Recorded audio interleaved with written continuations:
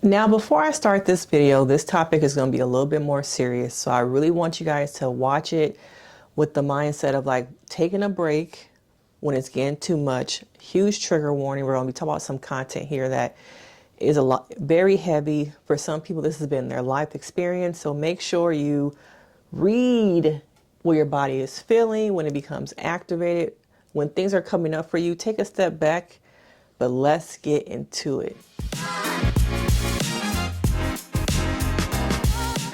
I'm Denise Brady, and I'm a licensed marriage and family therapist. And recently, I was able to capture and watch and sit with this new documentary from the words of R. Kelly's daughter, Joanne, also affectionately known as Buku. Now, let me breathe, okay? Because I watched it, both parts. Very heavy topic. A lot of things that she discussed and talked about, I discuss and help process and work with my clients on. Okay, so even myself, I had to sit with it. Now, most of you may have not been able to watch it because it's not the easiest to find. It is behind a paywall, but I feel like it is worth it. That's why I decided to pay for it and watch the documentary. Now, make sure y'all hit that like, you subscribe, send me some supers, okay? Because I did have to pay to watch this, okay? So show your girl some love, a little $1, $2. I'm not asking y'all for much, okay? You can just send me a little $1, $2, all right? But let's get into it. Now, Joanne is a 26-year-old woman in this documentary, and she is pregnant. We see her go through her pregnancy journey. And for the first time to me, I'm hearing what went on, how they lived, how they suffered through having a father like R. Kelly, a husband like R. Kelly. And for the most part, we have not heard from his actual children about the things that they went through and experienced and some of their own hurt and pain from having to live through trauma, generational trauma, the psychological effects of having a father who did these things to others, and for some of them, to them.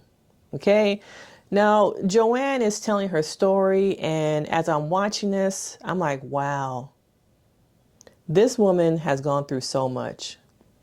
Now, we start with her discussing being the child of R. Kelly, okay, and watching her mother go through domestic violence, the parties, at some points, not even knowing parts of her family because R. Kelly kept them so isolated.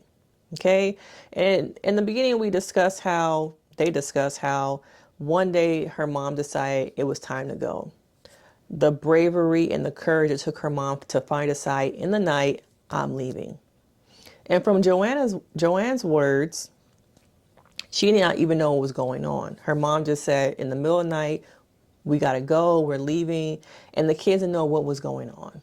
So you have to imagine being at a young age, your mom is telling you we need to pack up and we got to go. And you like, what? What's going on? I'm confused. And they've already been so siloed. Okay? They've been living this vacuum because R. Kelly wanted to distance them from connections, from family, so that he can continue to have power and control.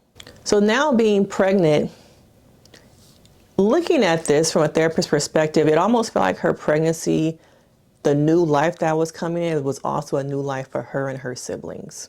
Now, unfortunately, prior to this pregnancy, she was pregnant and she miscarried.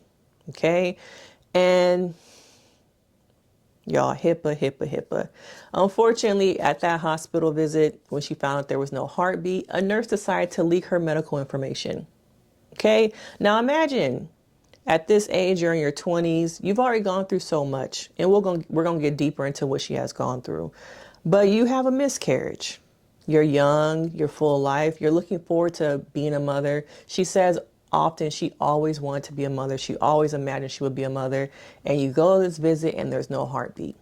So you're trying to cope with, I just lost my baby, okay, on top of the other trauma you have been through. Okay. And also a lot of people in her family did not even know she was pregnant that first time. And a nurse is like, I got bills to pay. I'm going to leak this. And we see that oftentimes with celebrities, nurses, hospital staff don't care. They're like, we're going to leak the information. I'm going to risk my job because of me. Okay. And over again, watching this, I saw how people took from individual children here the innocence, the happiness, constantly being taken away for selfish needs. Okay. And that was another example of how an adult who's supposed to show care, show compassion, took from you. And going back into her childhood, okay, she talks about these parties that her father would have. She talks about being bullied, okay, by other kids for that R. Kelly name. And then as it goes along, you just see the pain, the hurt, the generational trauma. Yes, a lot of generational trauma that they are living through, okay? And she starts to discuss her own situation, experience with her father. And she says, I don't want any association with that name, with that person. I'm not taking my baby that I'm pregnant with now to visit him. I want nothing to do with him. Okay. And we see that from other kids, even her brother who has R. Kelly's name, Robert Kelly Jr. Now imagine everything that's been in the news about R. Kelly. You are a junior. So when you write down your name on a piece of paper, a contract, something, what are people going to think about? Think about the pain of that. And this man, his son, seems like he has so many just self issues about that attachment to that name. He has so many negative attachments to that name that he has tried to become the opposite. He's a rock star. He's into punk. When you look at him, you would not see R. Kelly. And I think that also goes into just the layers of how there's some self-deprecation there because you don't want to be attached to that name and all the trauma that comes with it. Even at some point, they were going to get a record deal with Sony. The kids are musically inclined. They have that in their genes. And so they were going to get a record deal and it was leading up to and they were right about to sign. But then all the R. Kelly stuff came out when he was on that trial and they said, you know what? We changed our minds. Another example of someone taking something from them. You have this light, you're like, okay, I'm almost there. I see happiness. I see us getting out of survival mode. Actually, no. We can't work with you guys because of all this R. Kelly trial stuff. Sorry. Bye. And it shows you just how when your family member, someone in your life is attached to so much negativity, notoriety in a negative way, that you will do anything to try and release yourself from it. So we see him talk also about just the pressures of being R. Kelly Jr. Okay. Now going back to Joanne and her experience, okay, trigger warning, trigger warning. Take a breath. Now it also talks about her living with the trauma. And what is the trauma? Okay. So much. But she talks about some pivotal things. Okay. And one of those things where she became a survivor. Because I'm not going to call her a victim. She became a survivor of R. Kelly's physical, intimate abuse. Now I'm not going to say the word because it's YouTube. But R. Kelly actually did the same thing that he did to so many other young girls. Were there men there? I'm not sure if he did some things to boys, but the same thing that happened to those other people, he did the same thing. And she recalls this evening of being in his studio when it first happened. So take some deep breaths, y'all. Take some deep breaths. So she recalls the incident when her innocence was stolen. Okay. And she held that secret until she was 10 years old. And then she had the courage to tell her mom what happened. And you're probably wondering, how come this didn't come out? How come we haven't heard about this? Because of that divorce situation. Okay. Now, also, it was because the statute of limitations. Because the incident happened so long ago, the court system felt like there was nothing they can do about it, unfortunately. So she felt like, okay, I finally had the courage to tell my mom when I was 10, and now as an adult, I'm telling the court system. And the court system is saying, well, sorry, it's too late. And so as someone who has survived, that type of abuse, imagine the re-traumatization of speaking your truth, telling someone for it to go nowhere. It's defeating. It's kind of like, why am I putting myself through this? Why did I speak up? Why did I say anything? And that's how she felt.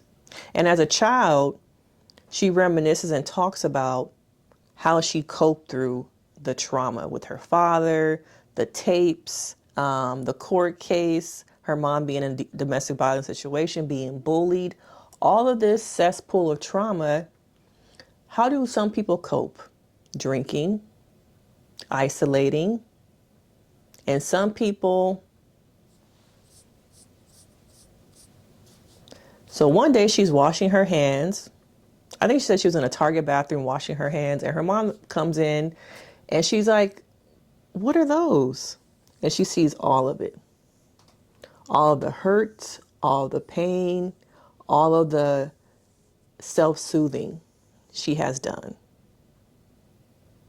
Yes, that's how her mom found out that that's how she was coping and what she was going through. Her arms said it all. And even though physically those scars heal, emotionally they take time. And so we learn more about just the layers of trauma they have been through and how those things affect her mother. Her mom talks about her own trauma, the things she protected her kids from, tried to. And now as a mother, some of the worst things that you think about happening to your child is ultimately them not being here. But we try so hard to protect our kids from these things, from people outside of our homes, not knowing that sometimes the devil is living with us. And so she goes on and she says how hard it was for her to watch her daughter go in and out of hospitalizations for mental health issues, to watch her daughter hurting. And I'm sure as a mother myself, to know as much as I tried, I wasn't able to protect my child. Living with that, trying to cope with that, and forgive myself. Because as much as I thought staying here was good for my kids, it wasn't. And I possibly may have contributed to them being hurt more.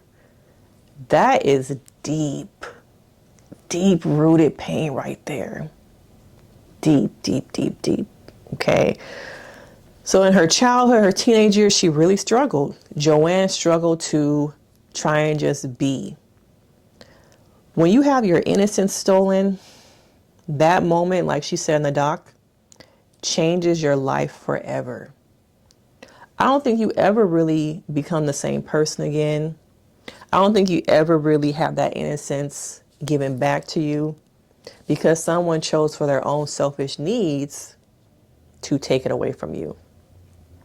And it shows also the family trying to regather themselves and heal.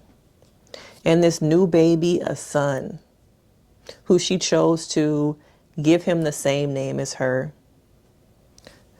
try and live on some type of legacy, a reborn legacy. And it's interesting, there's this juxtaposition between the rebirth, okay, of this new child, new beginnings.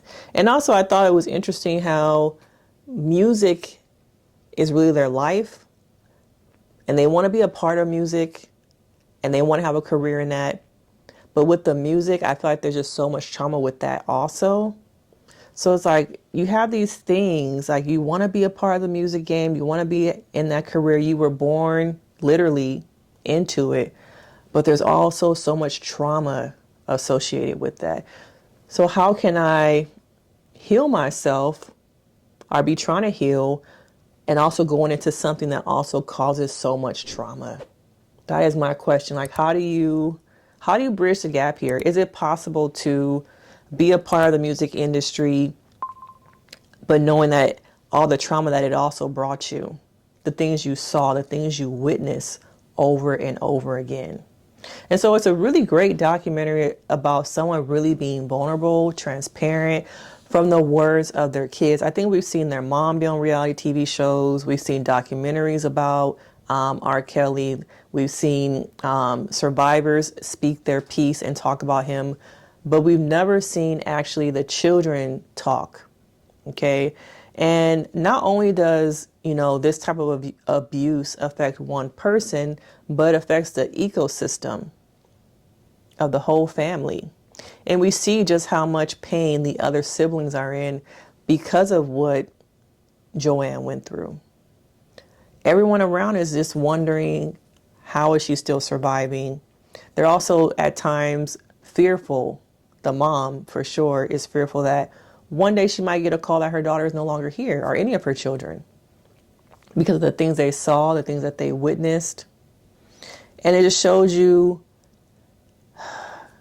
take some breaths, y'all, because it's a heavy topic. Make sure you're taking some breaths, recognizing when your body is becoming activated. What are you feeling?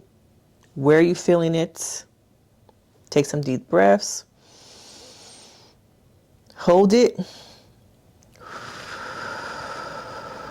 And release it. Now we're going to do it one more time. I want y'all to practice this. Take a deep breath. Hold it. Release it. I want you to use that technique when you feel like your body is becoming activated, triggered. That is something I teach my clients. I also teach them just how to, when you are in a space where you're feeling overwhelmed, focus on one object image. Okay, say it's a picture. Look at that picture. Think about how you think it feels. Pay attention to the colors. Maybe look at the shape the frame of it is.